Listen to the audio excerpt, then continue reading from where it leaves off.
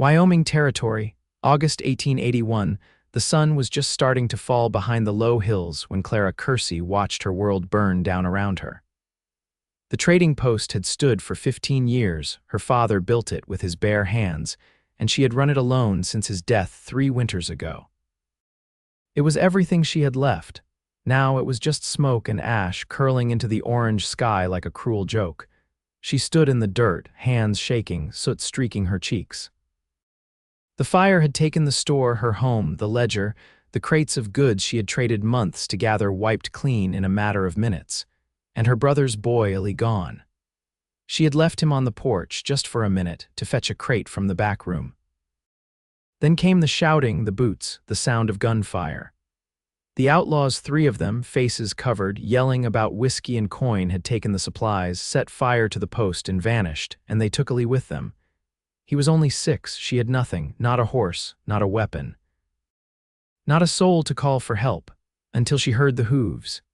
A single rider came down the trail just as the sun slipped below the ridge, long-legged roan kicking up dust, saddle worn to smoothness, and the man atop it straight-backed and quiet. His hat was pulled low, shadowing his face, but when he saw her standing in the wreckage, barefoot, arms tight around herself, he slowed. He dismounted without a word. His boots crunched over blackened wood. He took in the scene with pale eyes that missed nothing. Clara stepped toward him, trembling. "They took my nephew," her voice cracked. "They burned everything. I could not stop them." The man nodded once, slow and sure, like he had seen worse and chosen not to be afraid anymore. "How many?" 3, 2 with rifles. "One with a limp," she swallowed hard. "They headed west toward the cliffs. Names? I did not know them, but they knew me, called me by name." His jaw tightened. "I saw smoke from the ridge, figured it was lightning. I thought I could protect him." Her voice broke. "I thought I could keep him safe." He did not tell her not to blame herself. He did not offer empty comfort. He simply looked at her, really looked, then said, "I am going after him." She blinked. "Why would you do that for a stranger?" He reached into his saddlebag, pulled out a canteen, and handed it to her. His fingers grazed hers as she took it. "Because I was a boy once too, and no one came for me." She stared up at him, heart pounding.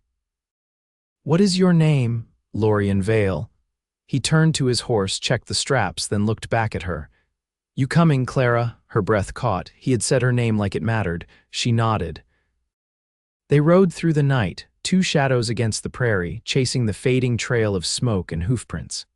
By dawn, they found the first sign: an old campfire tucked beneath a bluff, some torn cloth, a broken tin cup. Lorien crouched low, scanning the ground. "They are not more than 4 hours ahead." Clara stood beside him, her arms crossed tight over her chest. "You do this often?" "Used to." He stood again. "Not for a long time." "Why stop?" "Got tired of chasing things I could not fix." She looked at him. "Do you think you can fix this?" He met her gaze. "I will not stop until I do." They rode again, hard and fast beneath a gray sky. By midday, they reached an old homestead long since abandoned. The roof had collapsed, but there were fresh horse tracks and a pile of wood stacked too neatly to be old. Lorien motioned for silence, then tied his horse and moved low along the ground. Clara followed, heart pounding. From behind the wall, she heard a voice, a man, gruff and laughing. Then a child's voice, small, scared, illy. She grabbed Lorien's arm. He nodded once, then moved fast. What came next was a blur. Lorien kicked in the side door, rifle raised. One outlaw lunged, he dropped him with the stock. Another fired, missed. Lorien did not. The third tried to run. Clara picked up a fallen pistol and aimed. Her hands shook, but she pulled the trigger. The man dropped, and then she was running, arms open, catching Illy as he cried into her chest. "I was so scared," he whispered. "I know, baby, I know." Lorien stood nearby, watching with quiet eyes. Blood on his sleeve, dirt on his face. When Clara looked up, her gaze met his. "Thank you," she said, voice thick. He just nodded. They built a fire that night, a safe distance from the broken house. Clara held Illy as he drifted off, curled beneath her shawl. Lorien sat across from her, feeding the flames with twigs. "I do not know how to repay you," she said. "You already did." She tilted her head. "How? You made me remember what it feels like to have something worth protecting." She looked at him for a long time, the firelight flickering between them. There was something steady in him, something strong. "I do not have a home anymore," she said quietly. "You still have him," he nodded towardly.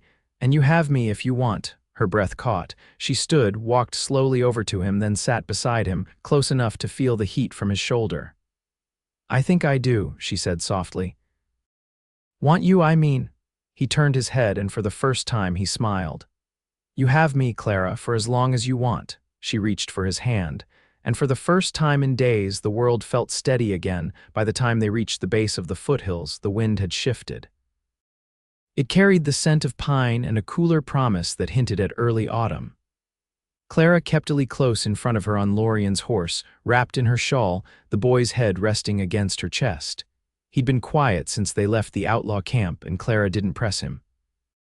There were silences a child needed space to grow out of on his own. Lorien rode ahead, leading the way toward a place he said would shelter them for a few nights. He hadn't explained much, only that it was safe, and Clara hadn't asked.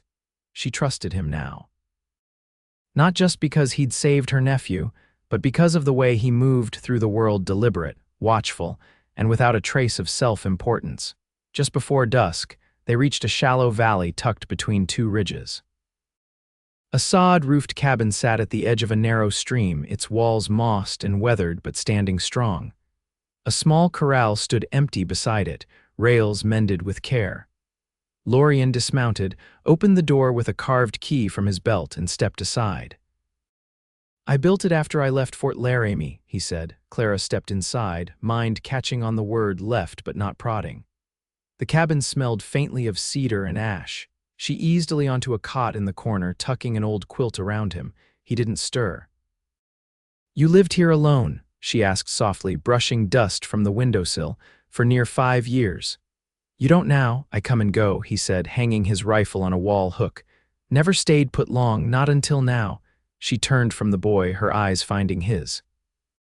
"What changed?" He crouched beside the hearth, striking flint to kindling. "You know the answer." She felt it then, how still the room had gone, save the crackle of flame. The air between them held something unspoken but solid, like the earth after rain.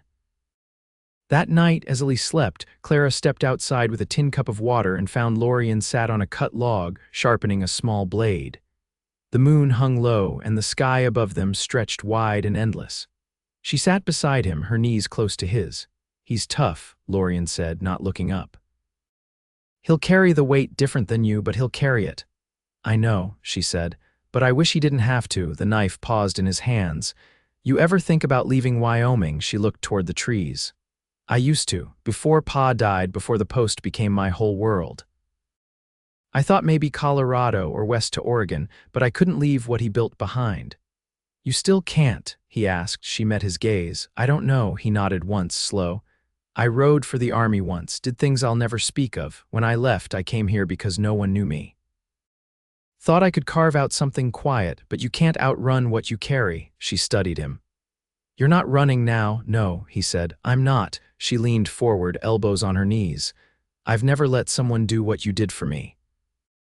Not since I was old enough to stop asking for help." "You didn't ask," he said. "You stood in the ashes and didn't fall. I just offered a direction." "That's not nothing." He turned the knife once in his hand, then set it down. "You said you had nothing left. That's not true." She blinked. "What do I have?" "Me," he said. The quiet that followed wasn't uncomfortable. It was full. She reached out, her fingers brushing his wrist, not for comfort but connection. "I don't know what comes next," she whispered. "Neither do I," he said. "But I reckon we figure it out together." They sat until the fire inside burned low and the stars overhead thickened like frost. When she rose, he rose with her, and they went inside without needing to say another word. That night, Clara slept beside Ellie on the cot, and Lorien lay on the floor nearby, his hand resting near hers on the edge of the blanket. Neither of them moved it. In the morning, the cold was sharper, and a few yellow leaves clung to the cottonwoods along the edge of the stream. Lorien saddled the horse again while Clara boiled oats and fed Ellie by the hearth. The boy's color had returned, and though his voice was softer than it had been, he met her eyes when he spoke. "When can we go home?" he asked. Clara exchanged a look with Lorien. We'll build a new one, she said. Lorien nodded. One that won't burn, Illy frowned. Where? Clara hesitated, then glanced out the cabin door. Here, maybe, if it's all right. Lorien's voice came quiet but certain. It's yours if you want it. She stood, cross to him, and took the reins from his hands. I do. His eyes searched hers for something unspoken. Whatever he found there made him smile, not with his mouth, but with the softening of his whole face. Outside, the wind shook a few more leaves loose. They scattered across the grass like gold, like something lost finding its way back.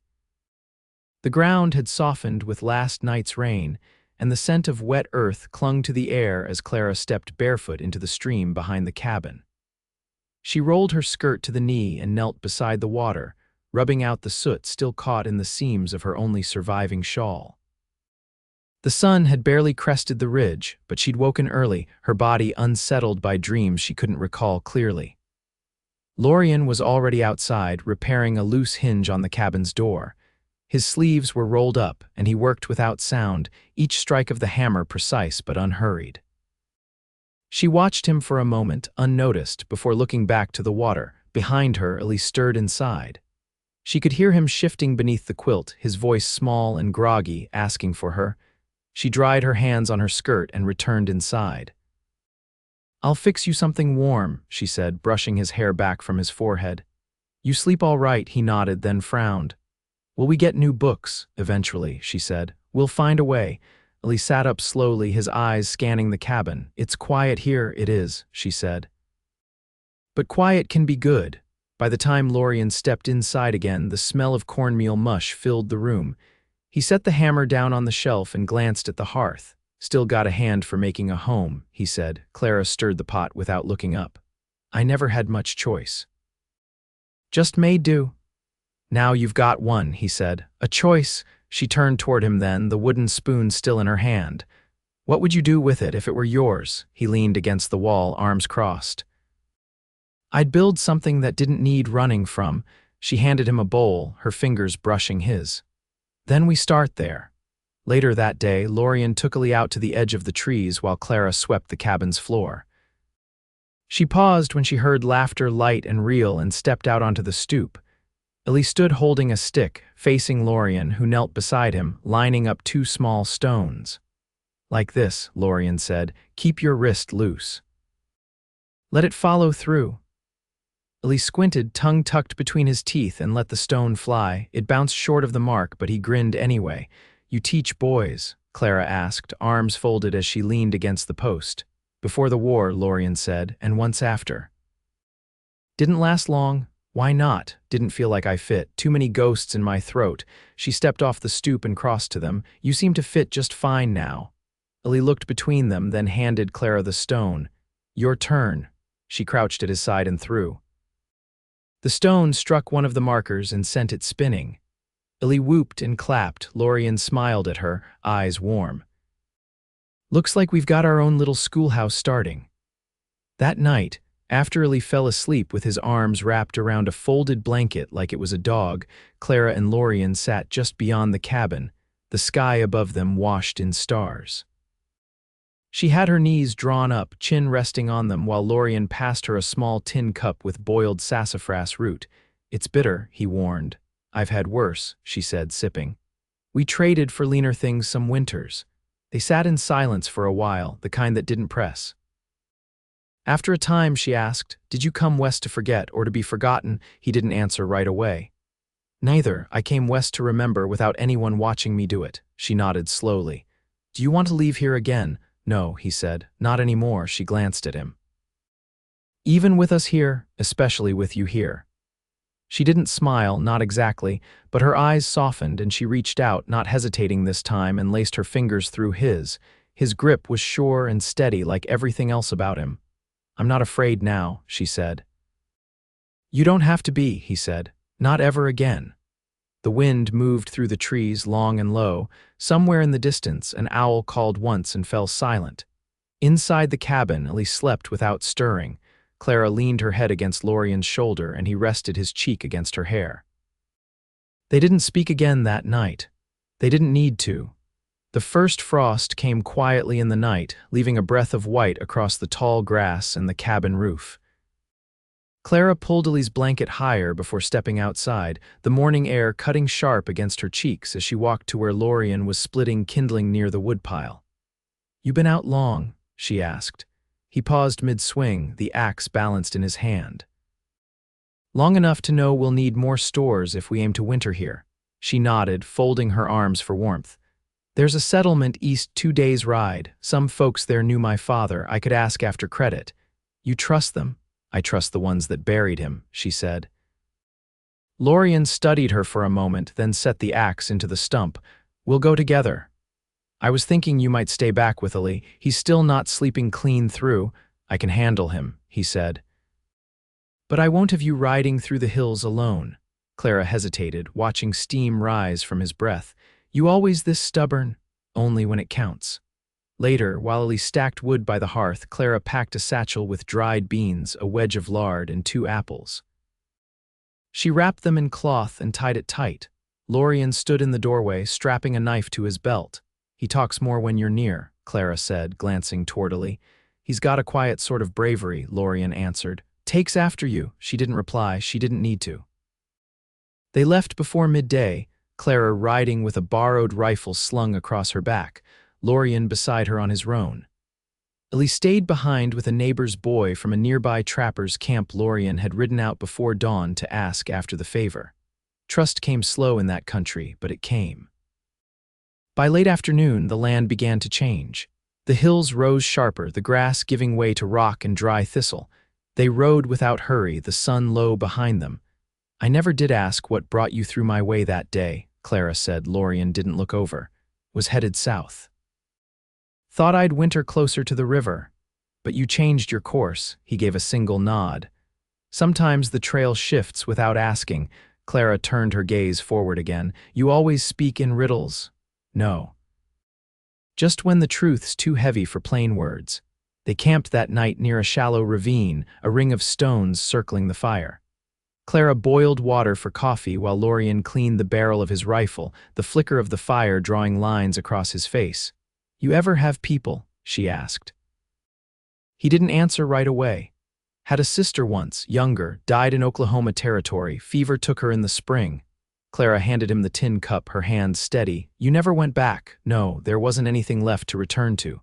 She settled beside him, her knees close to the fire. "I keep wondering if I'll ever feel like the ground won't disappear under me again." "You will," he said. "The trick is not standing still long enough to notice. But we're standing still now." He looked at her then, his eyes catching firelight.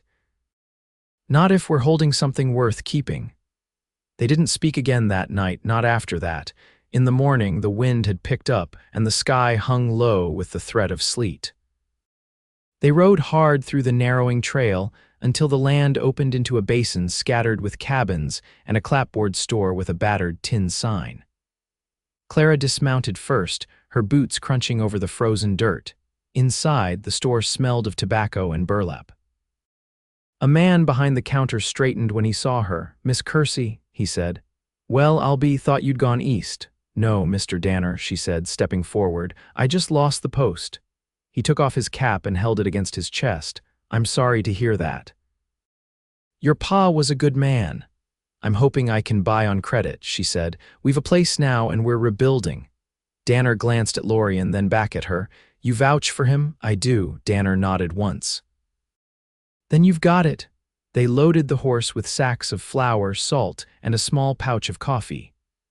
Clara shook Danner's hand hard before mounting again. As they rode out of the basin, Lorien broke the silence. "You didn't flinch when he asked." "I've spent long enough apologizing for needing help. I'm through with that." He gave a quiet sound of approval. "You're stronger than you know." She looked sideways at him. "You always say just enough to keep a woman wondering." "I don't wonder," he said. No, I know exactly what I want." She didn't ask what that was. She didn't need to. They reached the cabin by sundown the next day. Ellie ran from the stoop, arms wide, and Clara bent low to catch him. His cheeks were red from the cold, but his smile came easy. Lorien watched them from the saddle, then dismounted slow, his boots sinking into the frost-hardened earth. Clara looked up and met his eyes. "We're home." He stepped toward her, close enough that she could see the scratch along his jaw, the windburn on his neck. "Yeah," he said. "We are." She reached out and placed her hand flat against his chest, just over the place where his heart beat steady. He covered it with his own, and neither of them let go. The snow came early that year, soft and dry, blanketing the valley in silence. Clara stood at the edge of the clearing, her coat drawn snug, watching Ellie roll a crooked ball of snow across the yard. He paused now and then to push hair from his eyes, his mittens soaked through. Lorien was downriver with the neighbor, helping haul timber from a felled pine. He'd taken the sled they'd mended together, the one Clara had found buried behind the cabin beneath 2 seasons of rot and rust. Inside, the stew simmered low. She traded for smoked elk early in the week, and the scent filled the room with warmth and something that felt close to steadiness. When Lorien returned near dusk, his gloves stiff with ice and his coat heavy with wet bark, he found Clara bent over the hearth, sleeves rolled, a bit of flour on her chin. She turned when he entered, brushing her hands on her apron without hurry. "You come back with your shoulders still in place?" she asked. "Mostly," he said, setting down the hatchet. "Brought back more than I thought we could carry. Streambed froze solid, made dragging easier." Clara wiped her hands and crossed to him, reaching up to tug the scarf from his neck. "You need dry clothes." He didn't move. "I'm not cold." "Well, I am," she said, stepping closer, "and you're dripping on my floor." He leaned into her touch when she brushed snow from his collar. "You always boss this gentle, only when I like someone." His hand found hers, calloused and warm. "I want to build you something. I've got shelves and a table now. What more could I need? A door that doesn't swell shut every time it snows," he said. "And a place for your sewing that isn't the kitchen bench." She hesitated, then nodded once. "I'd like that." Lorien made good on it the following week, carving a small desk by the east window where the morning light fell softest. He planed the wood smooth and left its grain unpainted. Clara ran her fingers along the edge when it was done, and he didn't say anything, just watched as she laid her mending needle and cloth square in the center. By the time December settled in, the cabin had changed shape. She'd hung 2 wool blankets across the rafters to keep the heat close, and Lorien had built a second cot beside Elise so the boy wouldn't wake alone. They took turns reading to him from the old army primer Lorien had brought down from the loft, a gift from a past no longer harsh in its remembering. One evening, after Ellie had fallen asleep with his mouth open in the middle of a sentence, Clara lit a stub of candle and sat beside Lorien at the table. He was working a leather strap through a buckle, repairing the harness worn thin from use. "Did you mean what you said?" she asked, breaking the quiet. He didn't look up. "You'll have to tell me which thing." "About staying." He set the strap down and turned toward her fully. "Nothing's pulled me away, not since the day I found you in the ash." She folded her hands in her lap. "I keep waiting for the part where it gets taken away, like I've borrowed it." Lorien reached across the table, resting his palm over her fingers. "You didn't borrow me, I came." She looked at his hand, then up at his face. "You still carry things, I know that. I won't ask you to put them down. But I want to be the place you set them when you're ready." "I already did," he said. She leaned forward and kissed him, then slow, sure, without apology. When they pulled apart, neither looked away. The snow deepened, and the days shortened. Clara spent the longest night stitching a quilt from scraps Lorien had salvaged from the trading post's ruins. She never mentioned where each piece came from, but he could tell by the way her fingers lingered on certain corners that she remembered. On the first clear day of spring, Lorien hitched Ellie's little sled to the roan and pulled him to the ridge where the sun hit first. Clara followed on foot, her skirts catching in the thawed earth, laughing as the boy called back to her.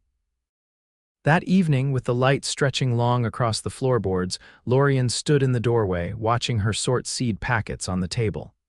"We could plant 2 rows of beans," he said, "and maybe corn along the back edge." "I was thinking squash," she said. "Keeps better through the winter." He stepped inside, closing the door behind him. "There's something I want to ask you." She looked up, one brow raised. "Not a grand thing. Just if you'd let me build a name with you." He reached into his pocket and pulled out a slim silver ring, clearly old, worn smooth at the edges. It was my mother's. She didn't have much, but she said it was hers by love, not by coin. Clara didn't speak right away. She traced the edge of the ring, then looked back at him. I don't need a church or a paper, she said. Just you. You have me, he said. She slid the ring on her finger and it fit without effort. Later, as they stood together in the doorway, watching Ellie chase the chickens that had survived the snow, she leaned into Lorien's side. We've come through the worst, she said. He rested his cheek against her hair. Now we build the rest. That summer they planted squash and beans, and the corn grew taller than Ellie's head. Clara taught him letters in the mornings, and Lorien took him fishing in the afternoons. The cabin stretched to hold them first with a loft, then with shelves full of things they chose together. And when the wind came hard the following winter, they didn't brace against it the way they used to. They let it pass, safe in a home no longer borrowed, but built board by board, day by hands that had finally found where they belonged.